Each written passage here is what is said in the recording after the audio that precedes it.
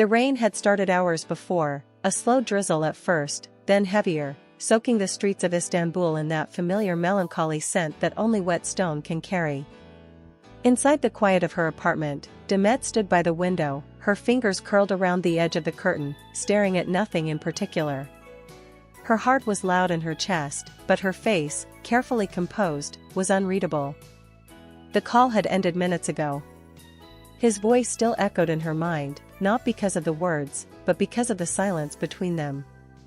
It had been so long since they had seen each other, so long since they'd even spoken, and now she had said the sentence she had rehearsed 1,000 times yet never truly meant, "I don't love you anymore." She had let it fall from her lips like a stone into deep water, knowing it would make ripples she couldn't take back. But somewhere inside, she prayed he wouldn't believe it. Can, on the other side of the city, sat at his kitchen table, one hand gripping his phone so tightly his knuckles turned white. He'd heard her say it, every syllable sharp and deliberate. He had expected anger, maybe indifference, but not those words. And yet, the moment they left her mouth, something inside him rejected them entirely. He knew her voice, knew the tremor she tried to hide when she was lying. He could hear the way her breath caught right before she said it. Can Yaman had spent years learning her silences, her hesitations, the way her truth always betrayed her through her eyes. And though he couldn't see her now, he could imagine them, dark, deep, filled with everything she was trying to bury. He leaned back, closing his eyes, replaying every moment that had brought them to this point. The laughter on set during their first drama together, the way she would nudge him during rehearsals when he forgot a line, the late-night talks about dreams and fears when the cameras were off. Back then, nothing needed to be said, it was all there, in the way they looked at each other. Fame had come fast and loud, pulling them into different worlds, into separate obligations, and yet, even then, she had never once looked at him without that light in her eyes. How could it be gone now? No, he refused to believe it. Demet moved away from the window, her bare feet silent on the hardwood floor. She set her phone down on the table, her hands trembling slightly. She hated herself for saying it. She hated that it had sounded almost convincing. But how could she explain to him that she had to do it? That there were things he didn't know, things she couldn't tell him, that made it impossible for them to be together right now? Her life had become a delicate balance between public appearances, personal commitments, and a storm she was fighting behind closed doors. Letting him in would mean letting him see the mess she was in, and she wasn't ready for that. She thought pushing him away would protect him. She didn't realize it would hurt them both even more. Hours passed before he sent a single message. It wasn't long, just 6 words, "I know you're lying to me." She stared at the screen, her throat tightening, her mind racing. For a moment, she considered deleting it, pretending she hadn't seen it. But her fingers moved before she could stop them. "You don't know anything anymore." The lie tasted bitter even in text form. The next morning, the tabloids were already buzzing. Photos of Can at a late-night cafe, his head down, hair messy, no smile, paired with speculation about his broken heart. She saw them too, but didn't click. She knew the headlines wouldn't come close to the truth. The truth was that both of them were caught in a silent war, fighting the urge to run to each other. Can thought about driving to her apartment more than once that week. He even got in the car twice, only to turn back before reaching her street. What would he say? That he knew she still loved him because her voice had cracked? That he could still feel her in every quiet moment of his day?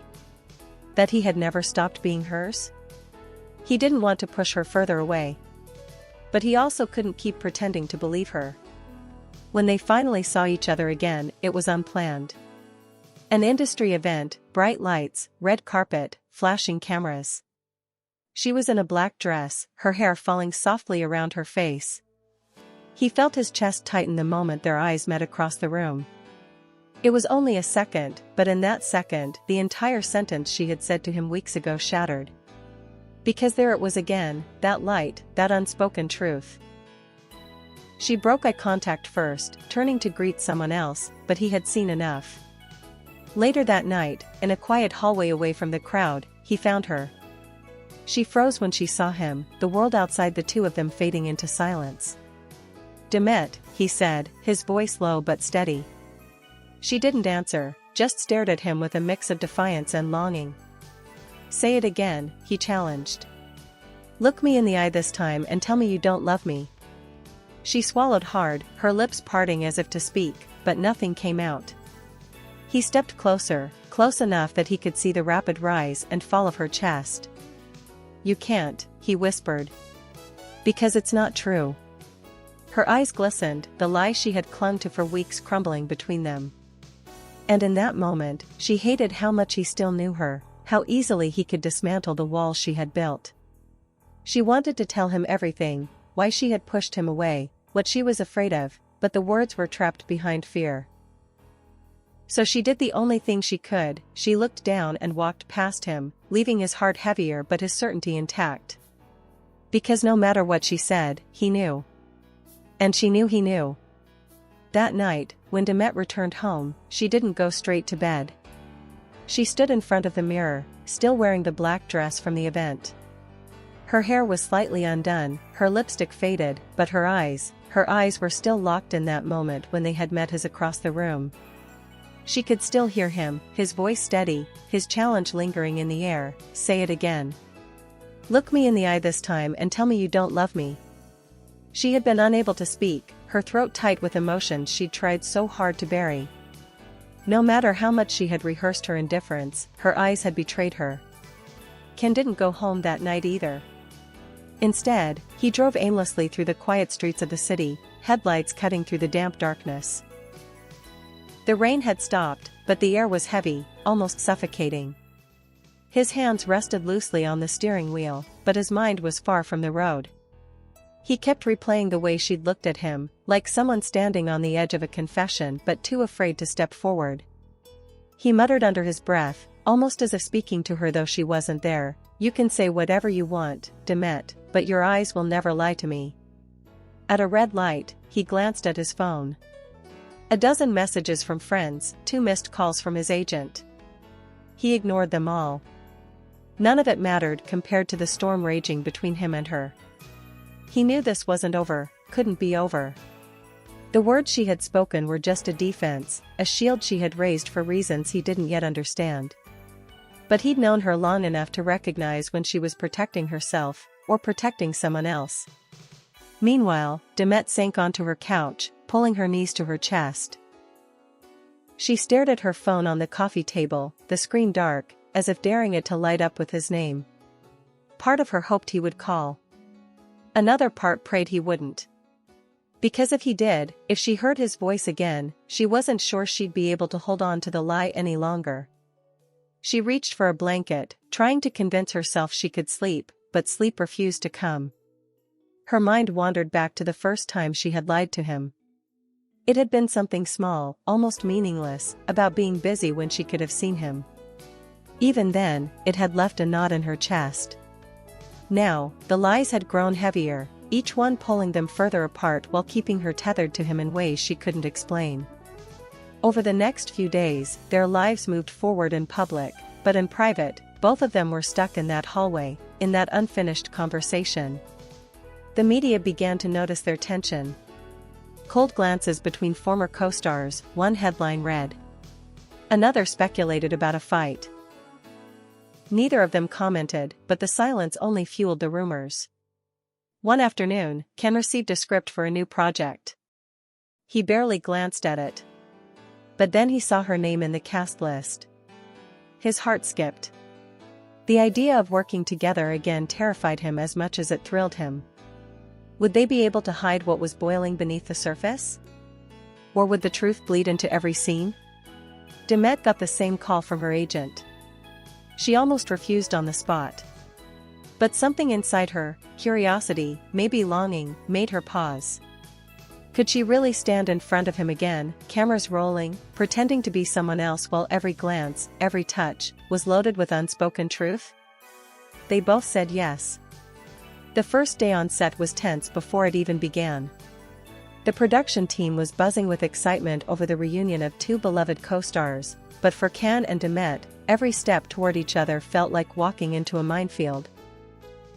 She arrived first, early enough to avoid the cameras waiting outside. He walked in minutes later, and though he said nothing at first, his eyes found her instantly. There was no smile, no greeting, just a long, quiet look that carried more history than 1,000 words could. They were given their scripts, and when Demet read the lines, her stomach tightened. The scene was a romantic argument between two characters on the verge of breaking up. The words on the page felt too close, too raw.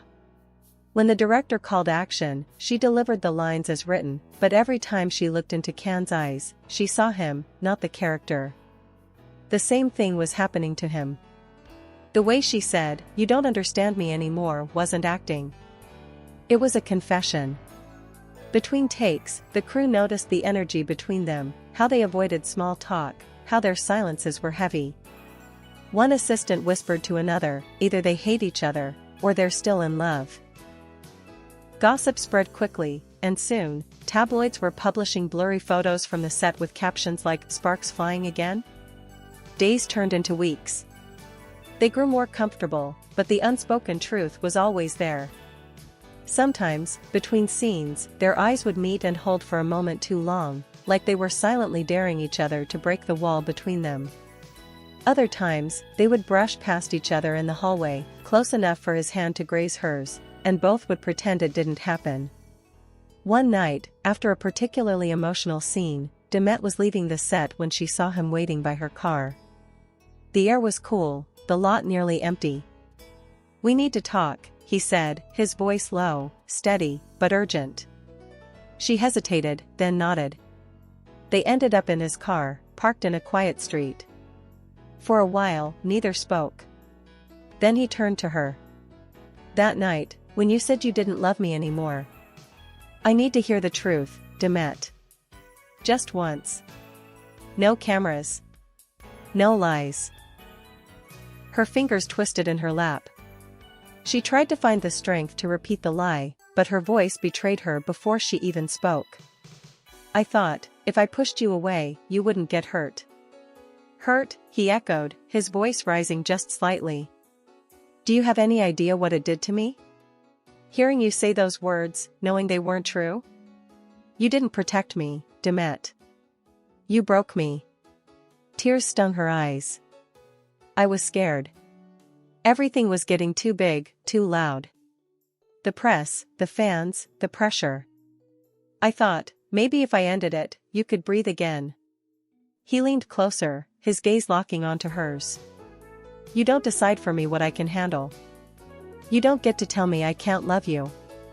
For a long moment, they just looked at each other, the air thick between them. Then she exhaled, her voice trembling. "I never stopped, Can. Not for a single day." Something in him softened, but he didn't smile. He just reached for her hand, their fingers tangling naturally, like they had never let go. In that quiet street, with the city moving on around them, the lie that had kept them apart finally shattered. They didn't know what tomorrow would bring, or how the world would react. But in that moment, there was no need to act, no need to pretend. For the first time in months, they were just Can and Demet again, and that was enough.